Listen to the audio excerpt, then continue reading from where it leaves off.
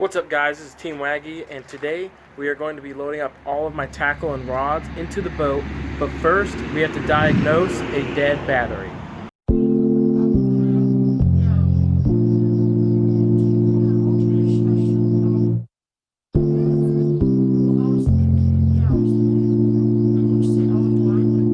Alright guys, so I think I said in the last video that I was having troubles with this Pro Mariner charger. Pretty much what would happen is two red lights would come on and one blue light would come on, and the batteries were not charging. Initially I thought it was the charger to blame, but after taking my multimeter there, I checked the voltage of these batteries. That far battery over there is going to be my cranking battery. It's the starting battery. This one is a 24 sized trolling motor battery, and this is a 29 sized trolling motor battery. So those are configured in 24 volts to run the trolling motor. However, when I checked this one's voltage, it was coming up at about 6.5 volts, which obviously that's totally not good, and that's why that charger wasn't charging it. So what I'm going to do is go ahead, run over to Walmart. I'm going to buy a cheap dummy charger, which will hopefully attempt to try to charge this battery, even though it's at a low voltage. And I'm also going to get distilled water so I can top off, make sure all these batteries are topped off and good to go for when I'm ready to take it out. Before we head out to Walmart, I'm going to show you guys the stuff I bought over Christmas. My girlfriend's brother got me a $40 gift card to Academy, and I was able to buy some stuff for the boat. So here we have a fire extinguisher. Obviously, you got to have one of these in the boat for legal reasons, and this one didn't come with it, so I got that. Second thing I got was this Marine Raider Academy brand. It's a trailer jack wheel stop. So clearly I'm on dirt, uneven ground.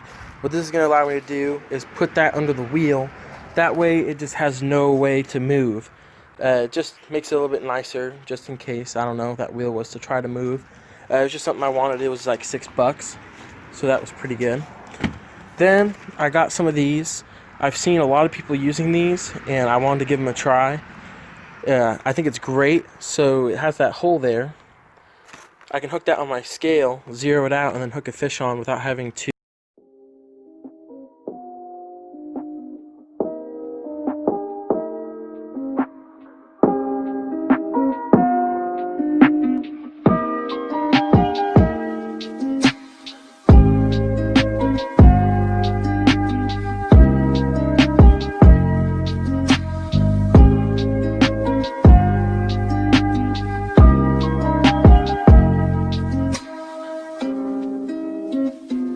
Alright, so we are back at the boat after that Walmart trip. Now I'm going to pop the caps off of this battery and see what the water level is like. So I got the caps off, and I'm going to try to show on camera here, but they're all a little bit low, but not too bad.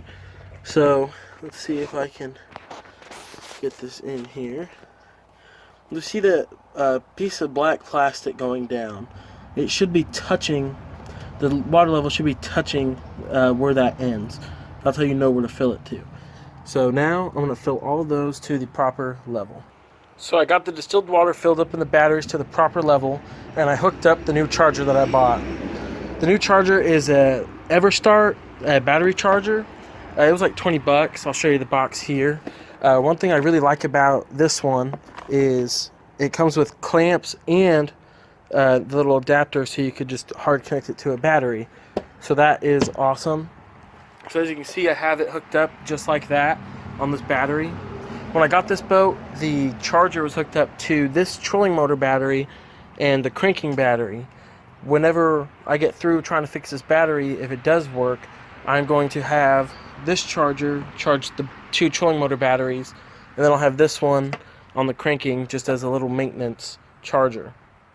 So that'll work out really good, and I won't have to pay a bunch of money for a 3-bank charger. Right now the voltage I should say before was 6.45. Right now it's about 6.60. It's been on for maybe 30 minutes. So we're going to check in tomorrow and see how it's going.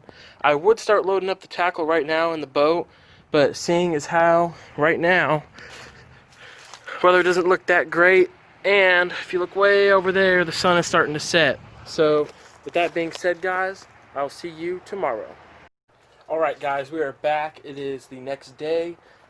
Very beautiful day today. We were planning on loading up all of the stuff from the truck into the boat. But first, before I want to do that, I'll update you on the battery situation. So I checked the voltage and not much has changed. So I'm assuming that battery's gonna have to be swapped out. I was assuming it would be, considering it's from 2015. You know, that's 5 years. That's pretty long life for a lead acid battery. If you get that, you're pretty lucky.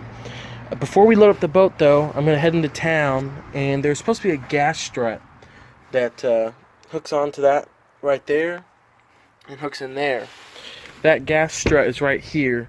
I'm gonna run to an auto parts store and see if I can find the right size and be able to swap it out. So I'll see you guys there. Alright, I just got back from the parts store. Here, I'm gonna show you what I got. Here's the new strut. I tried to match it the closest I could with the old strut. This one, I guess the shaft length is a little shorter, so I'm hoping it has no problems with closing. We're gonna find that out. So now I'm gonna take this bracket off and install it with these stainless steel screws I bought for the deck, and we're gonna see if this works. Alright, so quite some time has passed since the last clip I just filmed. I had to go back to the parts store to get a different type. I bought the wrong one. Pretty much the whole size on the new one was smaller, so it wouldn't fit on the bracket. But now I got this one installed, so I'll try to show you here. As you can see, compartment goes up. It can go a little bit farther than that, but the seat stops it there, which I'm totally okay with. That pretty much makes it a vertical 90. Here's the strut I used. As you can see, I tightened these screws up because they were loose, so now the brackets don't shift or anything. I got that bracket in there. It's a little crooked, but that's just how the holes were on this one, so I decided to leave it like that. And I tightened up the hinge screws a little bit just to make sure it wouldn't get loose over time. But now I have a strut actuated back door.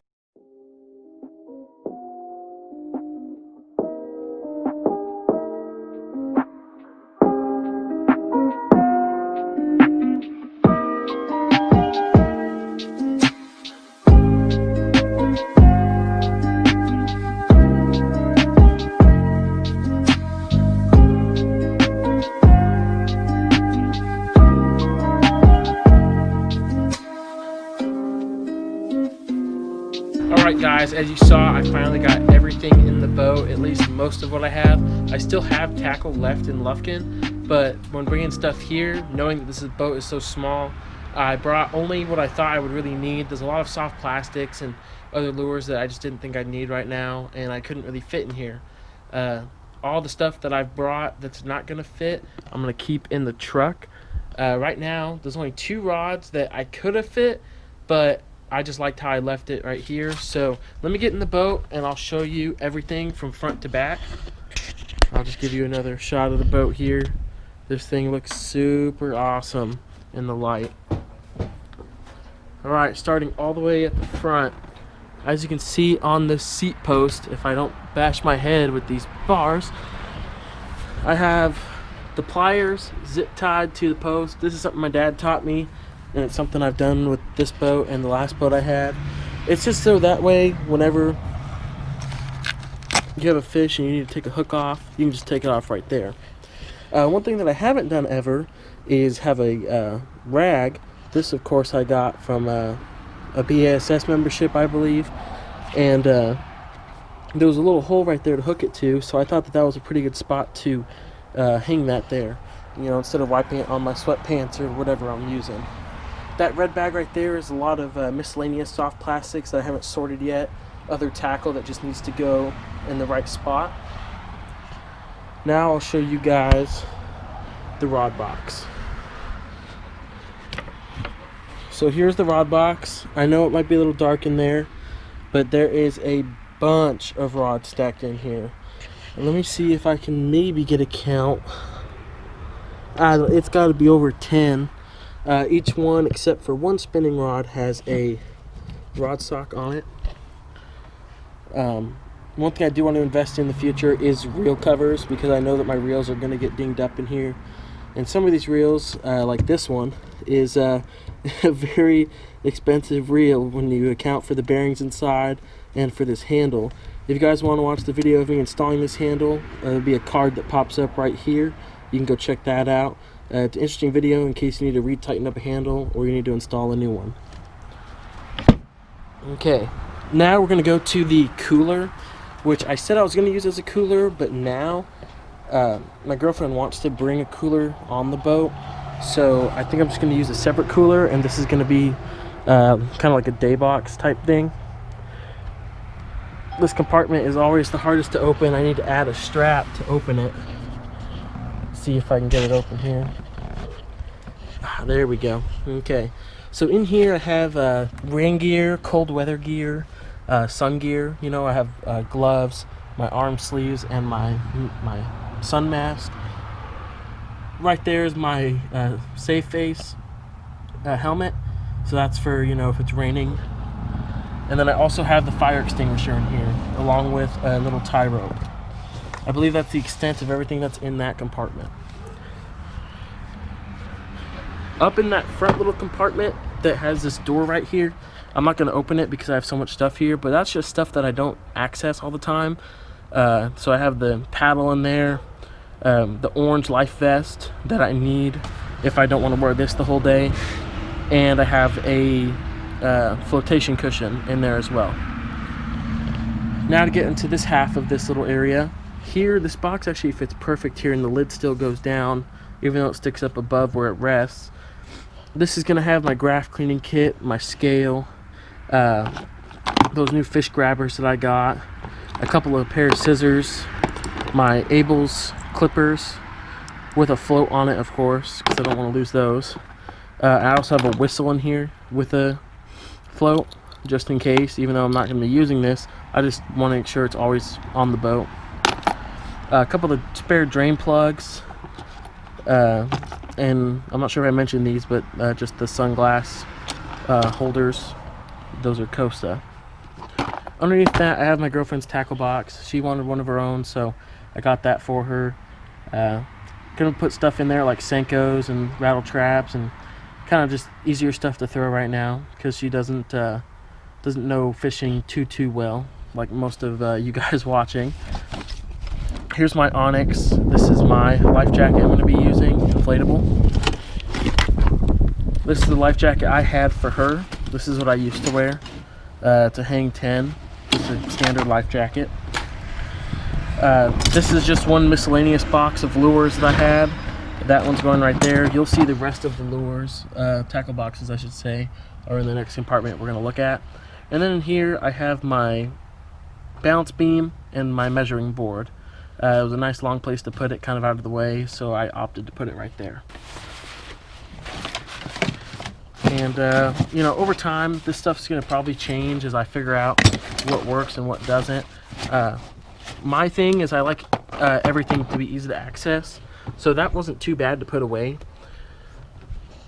I don't like it when it has to be Tetris to put stuff away.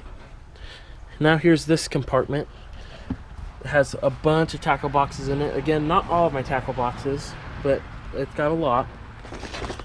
Let's see here. I'll just kind of go over it a little bit. These are the rattle trap square bills that I bought one time to fish a rattle trap tournament.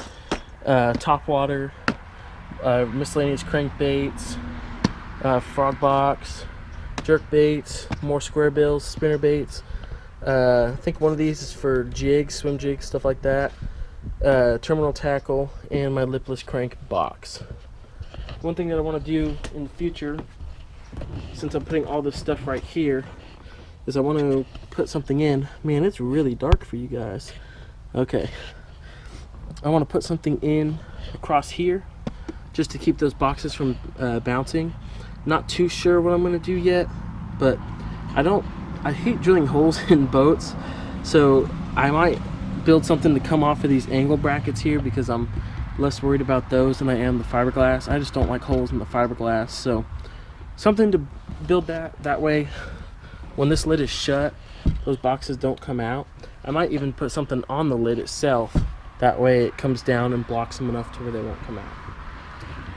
Under here you can see I have one buoy That's the only one I have right now. I plan on getting a couple more for extras. That's just the best place I saw to put it, and it's not going to bounce out of there anytime soon. Alright guys, so now this is the last thing that I put in the boat. Everything back here hasn't remained touched. That's just stuff I've been using to work on the boat, stuff I've bought for it. This is a big compartment that I thought would be perfect for all of my soft plastics. So as you can see, these are all Ziploc bags that I've used with a zipper. They're the deep freezer bags, I believe. Maybe not, I don't know which ones they are, but they're the ones with a zipper, and I think they're the gallon size. So I put all of my stuff in there. So as you see, spinnerbait trailers, Pit Boss, Baby Brush Hog, Ribbit, Pit Boss, Senkos. The list goes down and down and down and down and down. So I put them all in there to where I could read all of the tags. That way, let's say I want chigger craws. Boom, right there, pull it out. And then I can put it right back in that compartment. It was just the perfect width. I could still fit a little bit more in here, but that's about as much soft plastic that I really want anyway. So I'm going to try to use some of that up. I hope you guys enjoyed that video. If you liked it, please give it a like. And if you like my channel in general, please subscribe. I'm trying to get over 1,000 subscribers so I can get back onto the YouTube AdSense. They changed the rules and they took me off. So I'm trying to get back on so I can make more money to reinvest to make videos for you guys. Please let me know what you want me to do next. And remember, no one said winning is easy. Thanks, guys.